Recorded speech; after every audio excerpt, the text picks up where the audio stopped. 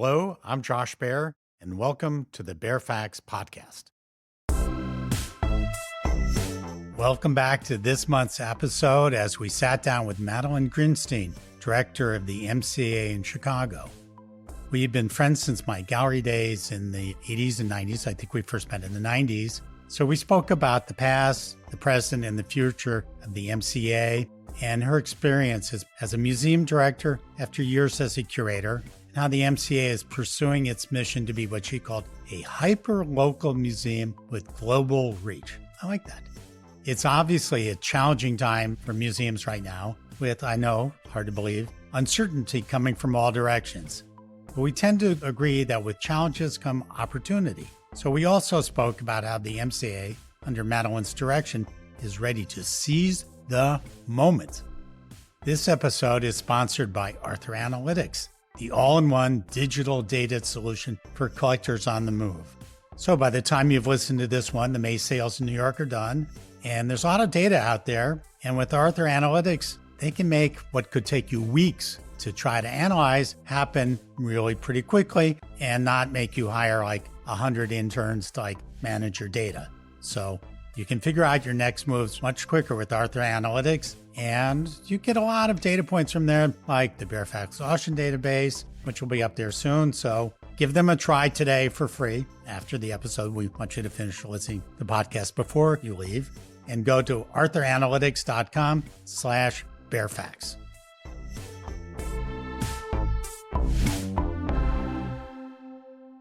We welcome you, our listeners, to another episode of the Baer Faxt podcast. We're coming to you from Chicago, America's greatest city, according to Norman Mailer. And we're with an old friend. She's not old, I am, but longtime friend, Madeleine Grynsztejn, who is the director of the MCA in Chicago, one of the best museums in the world. Welcome, Madeleine. Welcome, Josh. And we are indeed longtime friends. That's a better way of saying it. Speaking of language, we're in a museum of contemporary art. It's been here 50 years. What does that word even mean in art circles now? Yeah, I love that question. The way that I answer it myself is that it is the art that whatever day it is that you get up in the morning, 40 years back. So 2 generations. And the way that I talk about it is that we are still in the process of digesting and discerning and figuring out what the narrative is that will come out of that arc of creation.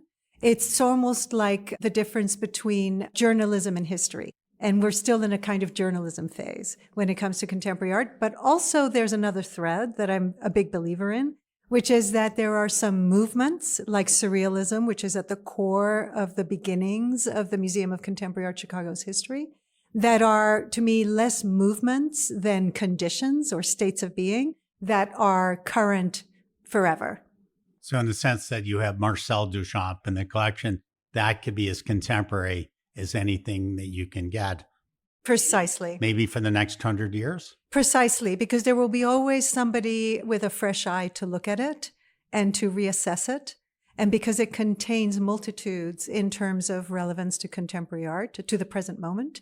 I think of Duchamp, but we also have, Magritte at the core of our collection. Thanks in great part to the collecting practices of the then very young, very cool, very hip Chicago collectors of the late 1960s who ended up founding this museum. We'll get to them in a minute. What about the term modern art? It's like MoMA, the Museum of Modern Art. Now, most people you go on the street, if you say modern art, they mean crazy contemporary. Right? Mm-hmm. That's what the general public's view is. Is that an antiquated term? Do you think they'll ever change, or it's just embedded in there? It's like, what does modern art mean? I think the reason why people may say modern art as opposed to contemporary is that, I'm not a fan of 5-syllable words either when it comes to real access and real embrace of our communities. So I do think that it's okay to think that modern art is the art of the present. The way that we art history dorks talk about it, it is, in fact, still a very gorgeous movement, one that is still being looked at over and over and over again by my friends up the street at the Art Institute in preeminent fashion. I would date it from the 1880s when the simulacrum responsibility of painting started breaking up with Monet, quite literally. Or back to Cézanne as the first Yes. modern. Yeah, we art history dorks, Well, you all know study stuff, that. yeah. Just to give you a little context to our listeners, coming from Peru to Venezuela to London, studying in Paris, we all think of you as this, completely American woman, but your history is really quite diverse. Would you like to say something about how you got in this seat? Yeah, I'm not a fan of talking about myself, so thank you for that question. But really, it's an accident, literally an accident of history, which is why I got into art history, because I'm just so fascinated by how what we end up believing and seeing is often the result of arbitrary forces. I was born in Peru because my father escaped the pogroms when he was 5 with his mother and ended up in Curacao. And my mother's family escaped Budapest and ended up in Peru, and they met as adults. And so I had a peripatetic life because my father worked for the only job that there was in Curacao, which was a job at Shell, a Dutch engineering petroleum firm. So that's how you learned to speak Dutch? He was a company man. I read that in studying up on you. She spoke Dutch. Like, how the heck did that happen? So now we know. That's how it happened. That's also how my last name ends up looking so weird too, but that's another story. Yeah, Not don't worth ask it. me to spell it. It's like, no way can do that. And just to your personal history, that gets into some stories that I'd like to go back from the times that we've met. So Yeah. Art Institute of Chicago, Carnegie Mellon, the Carnegie Museum of Museum Art. Yeah. that's in Pittsburgh, like the Carnegie, doing is it a triennial there? The Carnegie International. Yes. To SF MoMA. So complete history as a curator, and now you're museum director for quite a while. 17 years. What did you learn about being museum director that you wished your curatorial person knew about director's jobs? I'm kind of glad I didn't know about director's jobs when I was a curator, because I would have had a lot more empathy when my budgets were cut or when I wasn't allowed to bring a certain object at the last minute because it cost too much money. So ignorance is bliss when you're a curator. To each their jobs, and superb curators, of which we are plenty at the Museum of Contemporary Art, are absolutely necessary to the ecosystem, as are directors whose mission it is to bring people and art together and to bridge different perspectives through the lens of art and culture while protecting and elevating the work of curators. I think also at this time, there's this sort of parallel battle in many fields. In particular, I was talking about the auction field, where it's the experts versus the algorithms. And museum directors who may want to, we need attendance, we need box office, we're running this as a business, curatorial doesn't matter, versus groups where all that matters are the curators. I see that more and more everywhere, to that push and pull. Do you feel that sometimes? Yes, but at the same time, we are a team. And we look at our program longitudinally.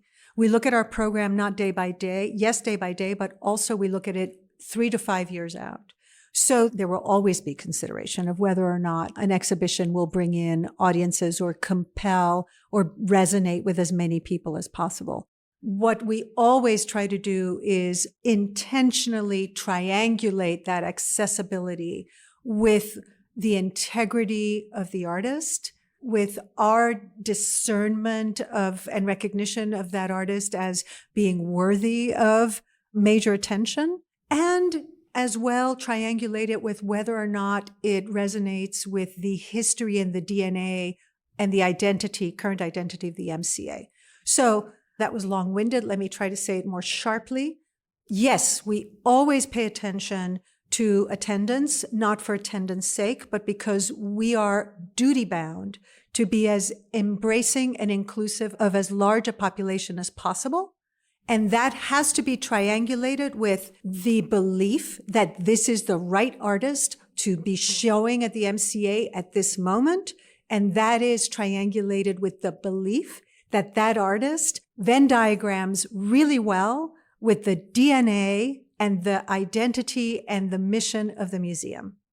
So I want to talk about the present day of Chicago. And I go back to the 80s when I was coming, and there was a cadre of really Chicago was almost the center of the collecting greats in America. The Jerry Elliott, Franny Dittmer. The Manilows. I even forgot the Manilows, Paul and Camille, Oliver Hoffman. I mean, it was really The Stones. It was a golden age of collecting. They were Stefan Edlis. And Gail Neeson. I mean, it's quite remarkable.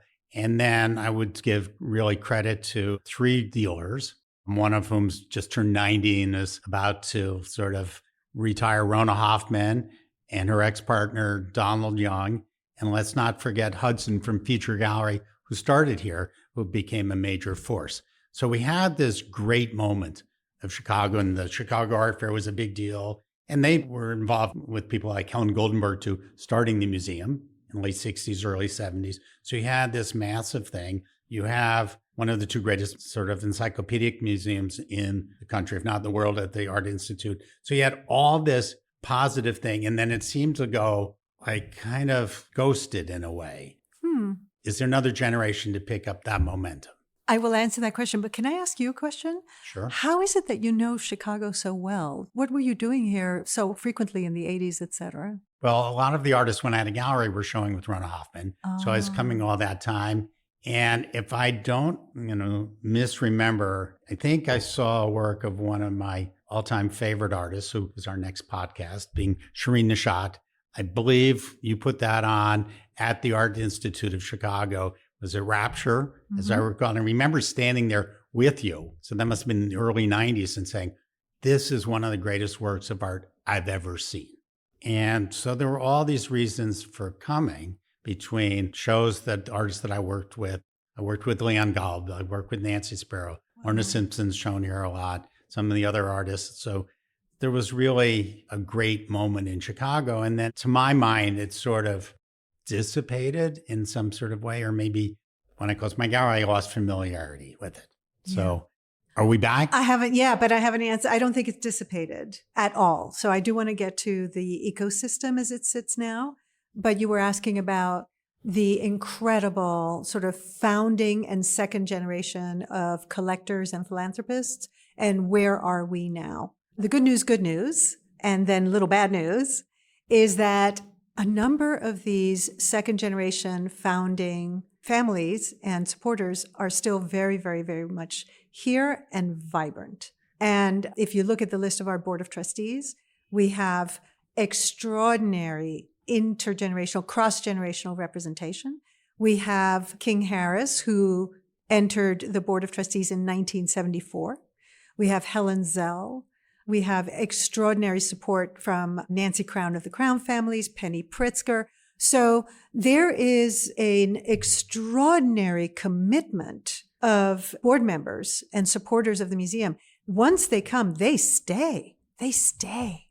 And then we do have an emerging generation of extraordinary collectors, remarkable philanthropists like my present board chair, Carrie Sachs, Liz and Eric Lefkowski, Leslie Bloom, and many, many others. And now I'm going to get into trouble for not naming them all.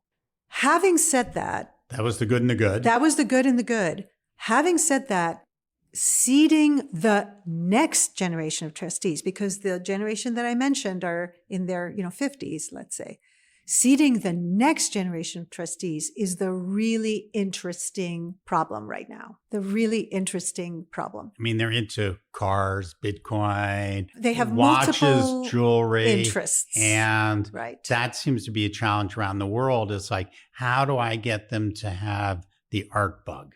There's 2 wonderful problems to solve. One is, how do I get them to get the art bug? Which you're right. It was kind of automatic that a philanthropist would be affiliated with the opera, the symphony, and the museum. And now that is less so. Why is that?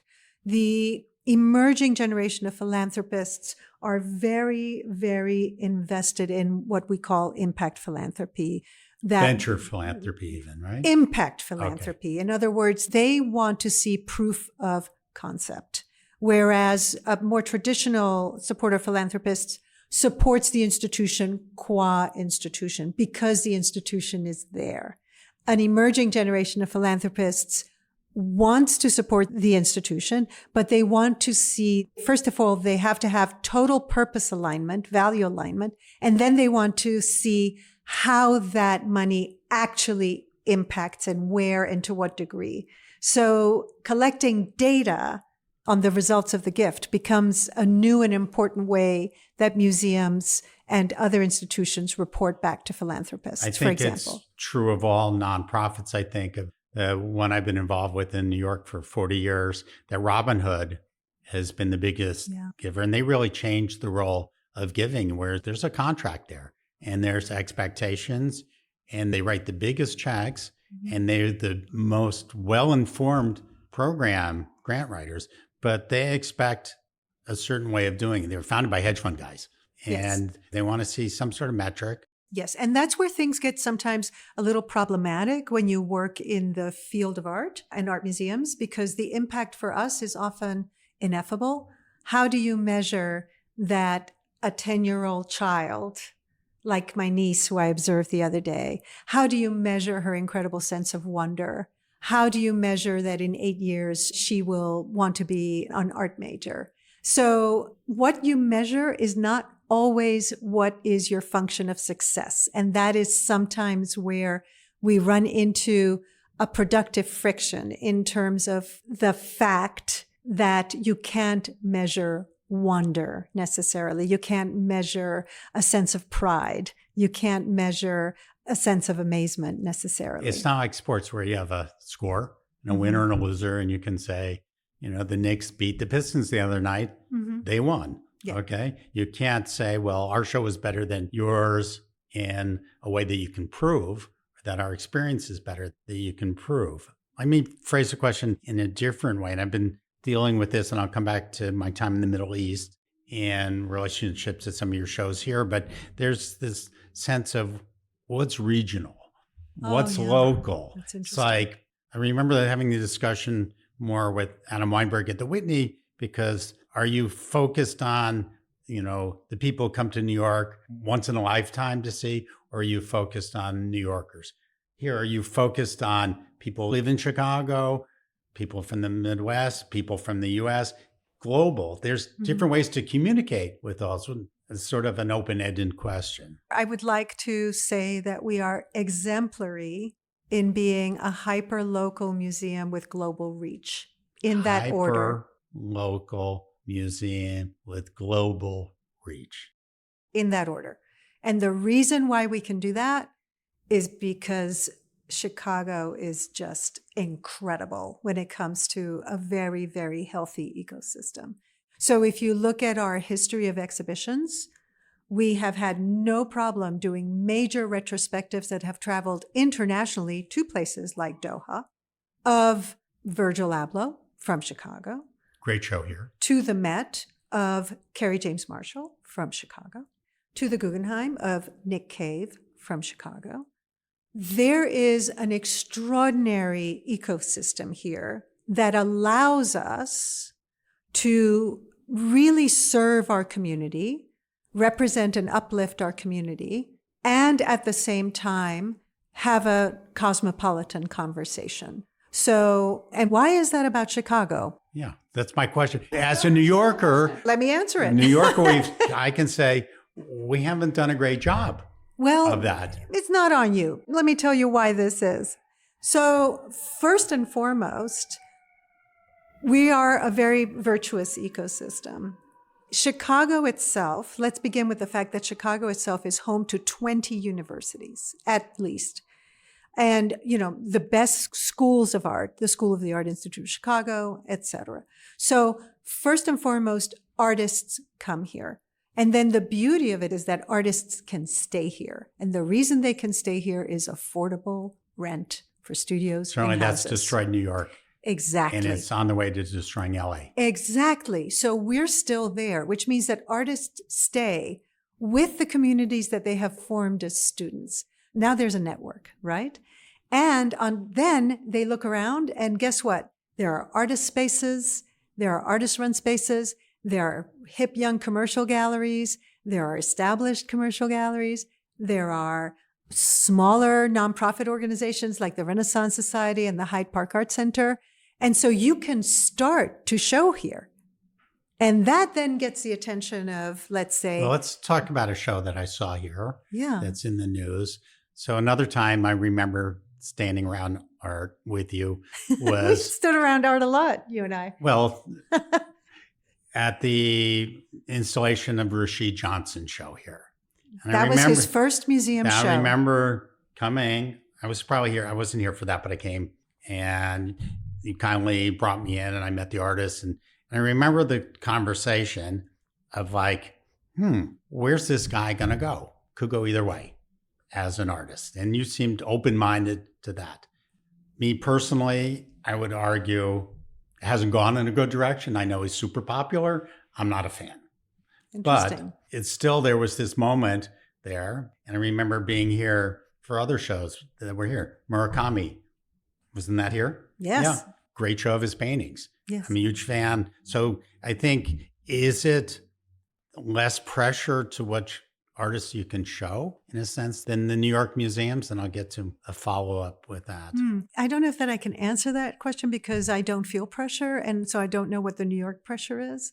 Well, I could say the boards always put pressure on. Oh, no, not here. To like No. control the collecting and who's shown, not in a malicious way, but they have a, way of, if they think it's good, that's, I can say I couldn't get Basquiat into the Museum of Modern Art collection because they wanted their 80th Jasper Johns, their 75th Ellsworth Kelly. And it's like, you're missing the boat here. Now that there's probably another zero on those artworks, they're sort of feeling it. But I think it was that the board pressure was too intense.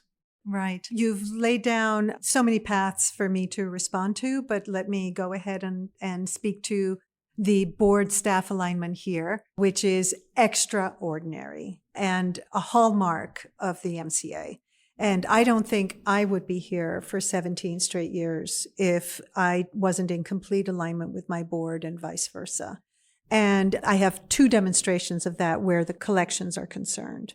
The first is this magnificent couple, Larry and Marilyn Fields. Larry has been a trustee of the MCA for decades.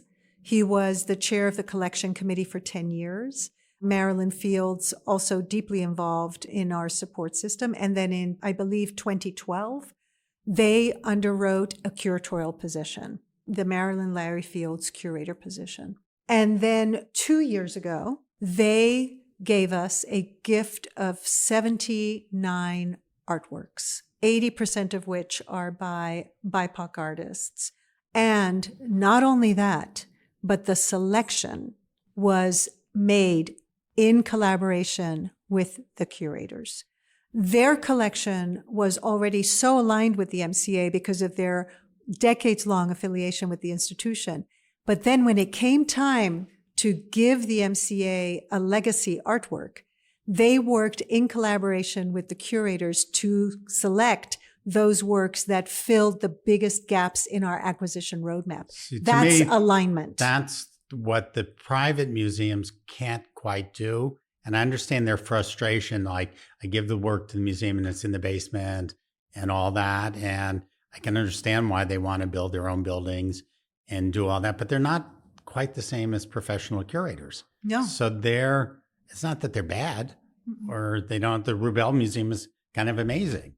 Oh, it's incredible. But it's different than what the Art Institute of the MCA is doing. Look, I think it's a big world, and I think that there's room for all of it.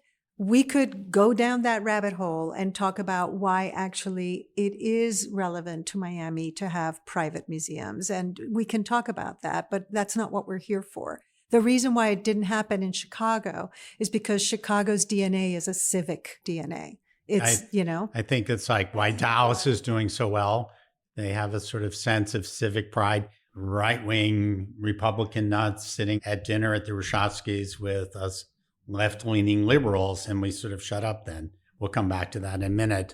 About these museum pressures, a lot's been in the press lately. You've been reading about Hauser and Wirth having cornered the market, and it's interesting, an African-American artist doing shows in museums at the same time.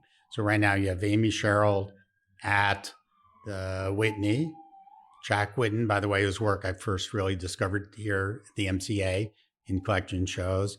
You have Rashid Johnson at the Guggenheim, having shown here, and then Lorna Simpson coming up at the Met. And certainly Lorna was very popular here. So you've got 4 African-American artists in the major museums same time, which is, we'll come back to that being interesting. But the issue, well, they're all represented by the same gallery. So that's what's been hitting the press there. Do you have any thoughts on that? Well, that's a lot of questions. Actually, I think I have a quote in that article that lays that out, and you laid it out very, very clearly. Look, I think that the art world has evolved over all these years that you and I have worked together. And I think that there is a role, obviously, for commercial galleries to play. And I think that there's a role for museums to play.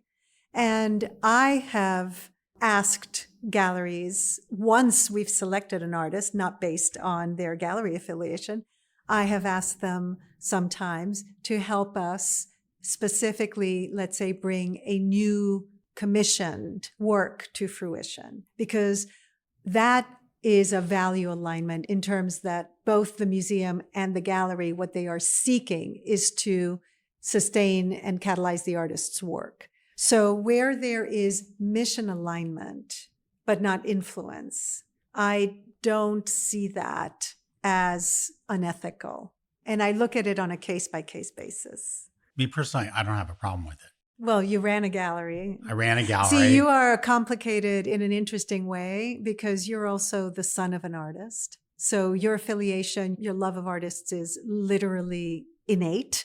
And then you also ran a gallery, and now you're also an expert in the auction world. And you make these incredible podcasts that people listen to. So you're also a content creator. You don't have a problem with living if it's in great. Your skin. I mean, I've already said, I think Jack Whitten is a really interesting artist. Lorna, I represented, so certainly. Yeah.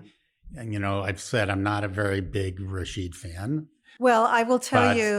But he got the biggest attendance for first opening weekend ever at the Guggenheim. They were posting about that. Well, I am ecstatic to hear that because guess what? I am a fan, and we're taking the show from the Guggenheim. And this is by way of showing off one of our success stories, which is what I call the MCA boomerang effect. We are really, really good at being a museum of the first of firsts. We were the first to organize Rashid Johnson's first museum survey, Paul Pfeiffer's first museum survey in 2002, Gary Simmons's first museum survey in 2003. And then we have this boomerang specialty. I'm more worried about the boomerang of having a 19-year-old daughter who may come back to live in my loft. So there you go. When I hear boomerang, it thinks a certain different word. I'll mitigate your PTSD around that word by saying, the cool thing is that we have this sort of characteristic thread where we bring that same artist back. Go back into the files and say, I wonder what we did. Do you ever sit there and look at old issues of Art Forum, for instance, who are these people or who are these shows? No. Actually, what we do is, as you know, museums organize exhibitions 3 to 5 years out. So we are in the little bit of a business of anticipatory crystal ball. And we sit down and we say, who needs that retrospective in 5 years? And then if that person also happens to have been the first museum show that we organized back in the aughts, that becomes a really compelling narrative for the history of art for the MCA.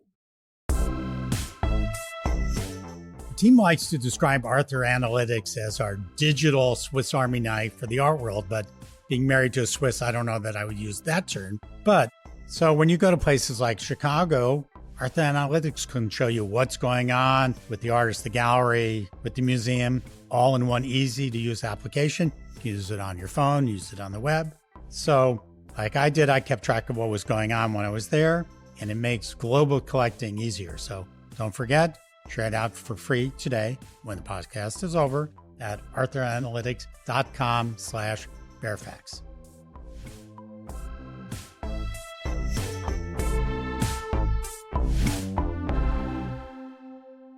Well, let me pivot the question in a place that may be difficult for you to answer. So, you have this great show downstairs, Arthur Jaffa, one of my top 10 artists. That's a collection show, by the way. Yes.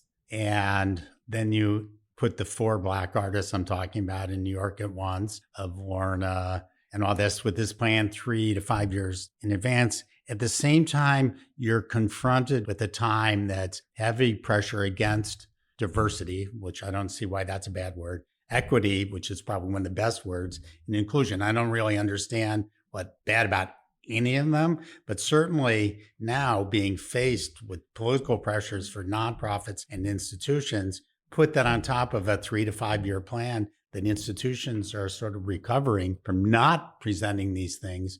The pressure that you as a museum director and in some ways an educator in other ways, without making your PR team crazy, it's like, how's that going? Okay, so I want to say 3 things about that, at least. Okay, so first and foremost, and now I'm going to get Director Dorky, these times could not argue more forcefully for self-funding in the form of growing endowments in museums.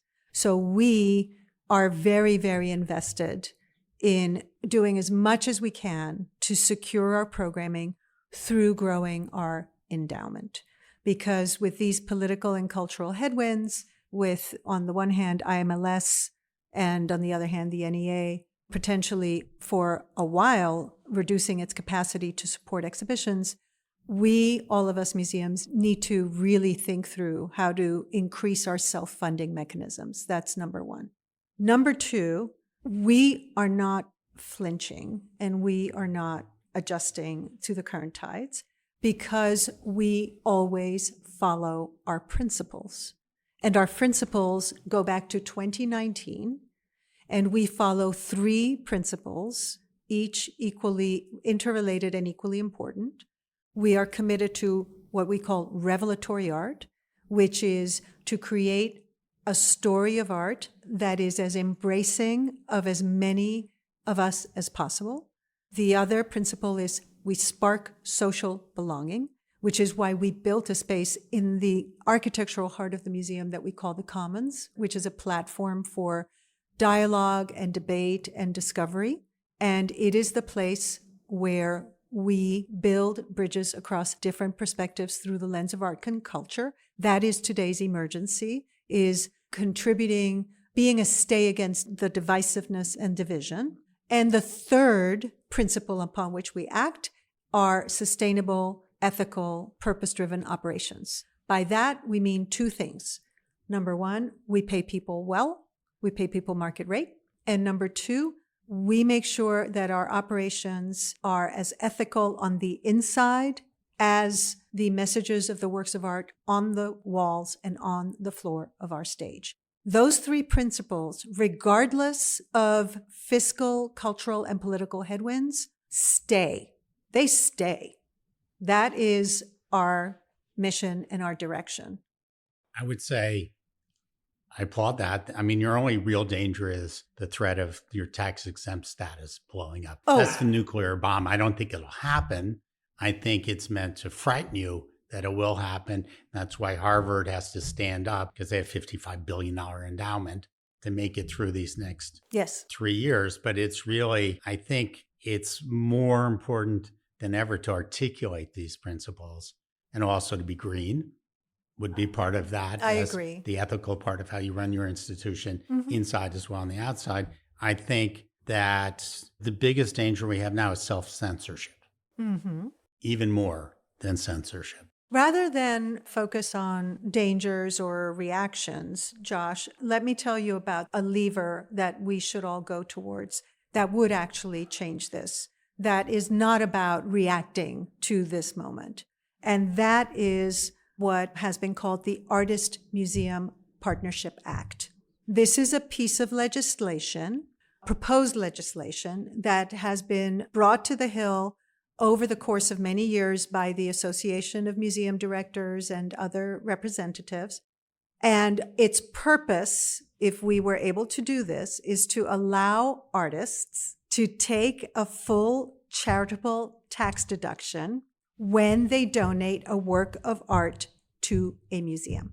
Something that collectors can already do, but artists cannot.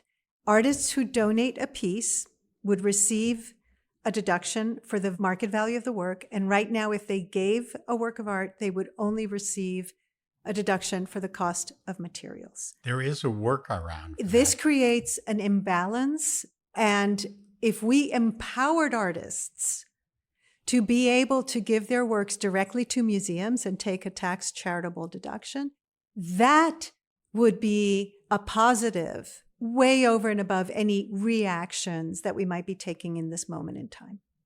That gets me to, I just came back from 2 weeks in the Gulf. Have you been to Saudi Arabia? I have not been to Saudi Arabia. I've been to UAE. I was also there. And what's interesting there in relationship to this and all the talks I did, they're highly reliant for culture now on their governments. And the governments at the moment are being pretty generous and they're not being too hands-on in a surprising way. In the culture you see in KSA, you don't see the thought police going down the street or going around the museums, the galleries. And it's quite interesting. But I have to warn them. It's like, from the vantage point of America, you might think that's great. And for the moment, it is great. It's pushing artists. Art education didn't even exist in Saudi Arabia till 6 or 7 years ago. It wasn't taught in school. There was no art schools. It was non-existent. So they're now doing that. But by the same token, the hand that giveth could take it away. And I could say that from the vantage point of being an American, watching what's going on to my country in the way of trying to defund the library services. They probably don't want black art in the African American Museum or something like that.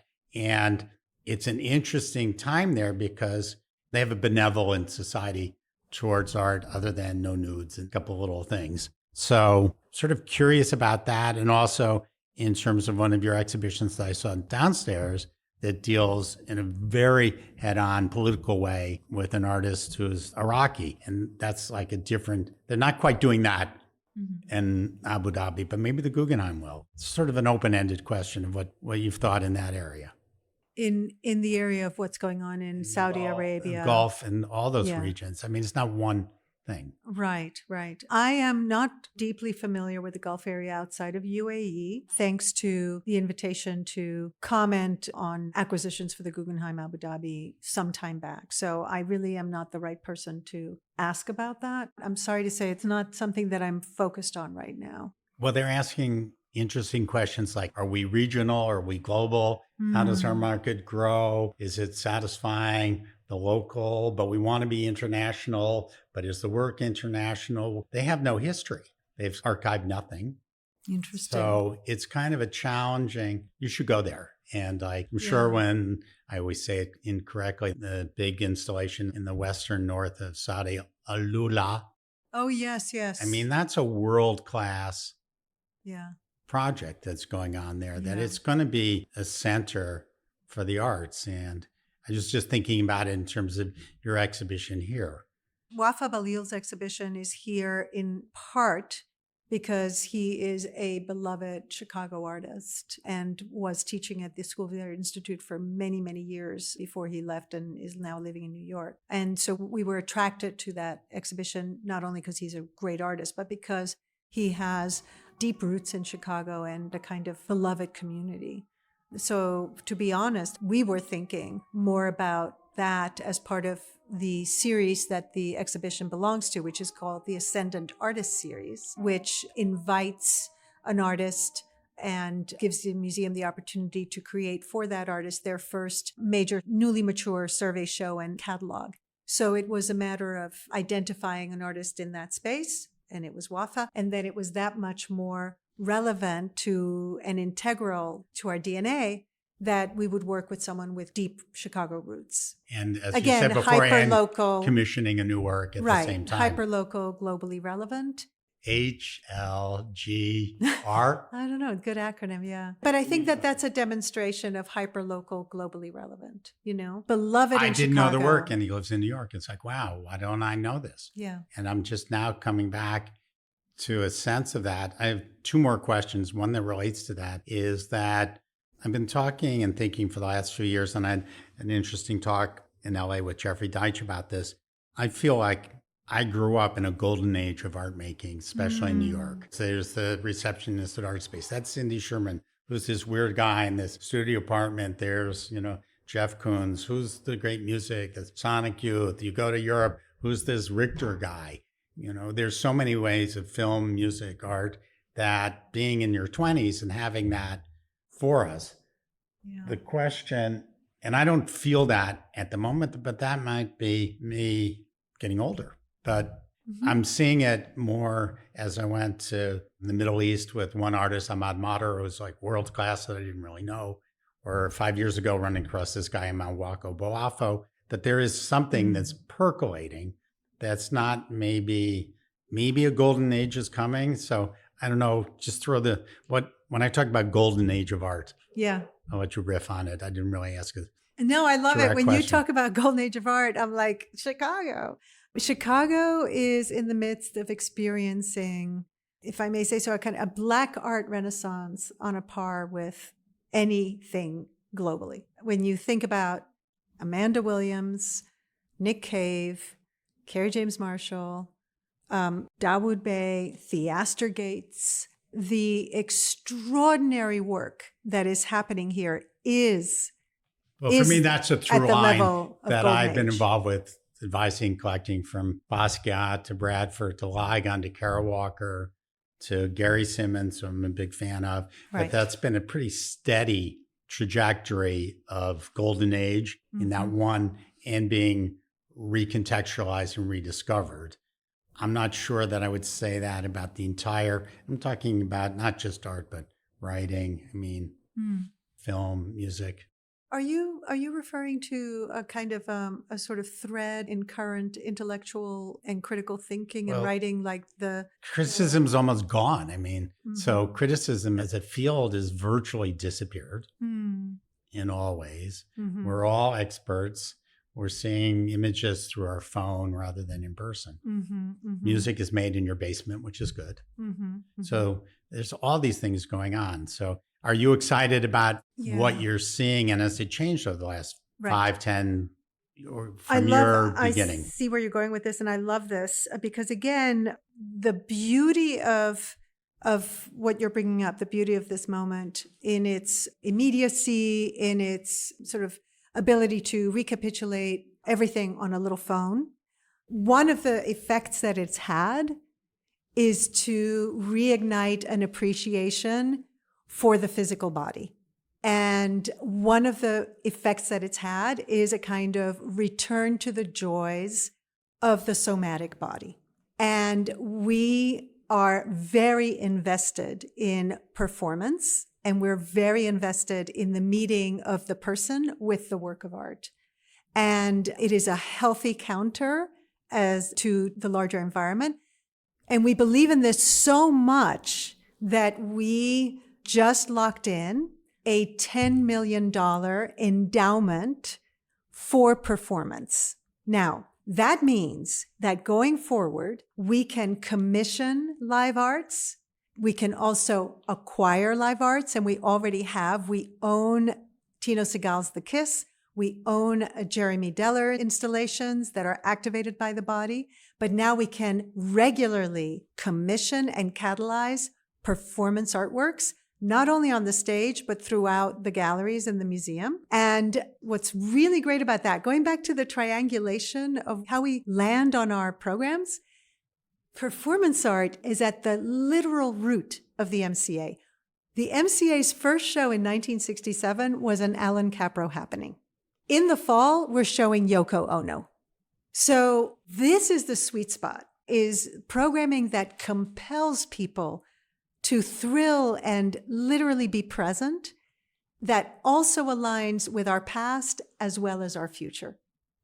Well, that's an awesome spot to end on, though I'm going to actually have one more point to make. Sure. But I think that sums up what's going on here. I think, in a way, it's nice to have this amount of joy, given looking out the window, what's going on with the world on fire, to have sort of a positive thing. There's one other positive thing that's brewing artistically for Chicago, and I may need your help on this one. There's this thing being built in the south side of Chicago. So I need help in doing a podcast with one of the people whose name is on the building. Okay. And that's the Obama Presidential Library. Yeah. And how they're leaning into art in a very meaningful way in this multi-billion-dollar project that's going on. So if you could say something about that and also help get me one of, either Michelle or Barack on the Baer Faxt podcast, because they want to talk to, it's kind of a joke, but it's kind of not, because they want to talk to our audience and people committed to people and creativity, and they're interested in what I would call real art. Well, as they say in Chicago, I know someone who knows someone. Okay. So let me see what I can do. Yeah, it's fantastic that the Obama Foundation is going up. It's great. Just like in New York, it's incredible that Thelma Golden is going to open the Studio Museum. Lisa Phillips is going to open the new museum. I mean, that is going to really be such a shot of great energy. And it's fantastic that the Obama Foundation is rising to this occasion as well. And I love, as you do, how they are literally physically combining art and social justice. And aren't we all here on behalf of artists who are literally picturing the society we want to be and want to see? Isn't that why we're here? And this city has that history. The city has always been about that from the very, very beginning. For the good and the bad. And the good. And the good. And so on that, everybody get to Chicago. It's like in the middle of everywhere. You can fly here from like Dubai nonstop. You can come here for a day trip even. Oh, yeah. There's good food now that didn't used to be. I mean, at Marisol, at the MCA, Michelin recognized. There you go. So thank you, Madeleine. Best museum store, according to Condé Nast. I don't take my clues from Condé Nast, but I'm glad you got a plaque from them. So I'll check that out on the way out. I think, they maneuver us through that. So thank you, Madeleine. It's been great to see you, a pleasure Josh. to have you. And thank you for everything you're doing to get the word out about the art world in the way that you do and to really expand our world. Thank you so much for all of your platforms and the way that you walk this ecosystem. And we're out. Once again, thanks to Madeleine Grynsztejn for joining us on this episode of the Baer Faxt podcast. Now, trust me, get to Chicago. They have great museums, great collectors. It's America's city. Norman Mailer called it that. We'd also like to thank Arthur Analytics once again for sponsoring this episode, giving us the tools to collect like a pro without having to only use like world-class art advisors from anywhere in the world and at the push of a button. Give it a try. We use it at arthuranalytics.com/BaerFaxt. Thanks for listening to the Baer Faxt podcast. We'd like to give a big thank you to Madeleine Grynsztejn for joining us on this episode and to the entire team at the MCA Chicago for their assistance. Our host is Josh Baer. Our audio editor is Auntie Lane. And I'm Patrick Hill, associate editor. Check back soon for future episodes as we unpack the inner workings of the global art industry through exclusive, candid interviews with key players in the business, as they offer their perspectives on art and the market in the US, Asia, Europe, and beyond.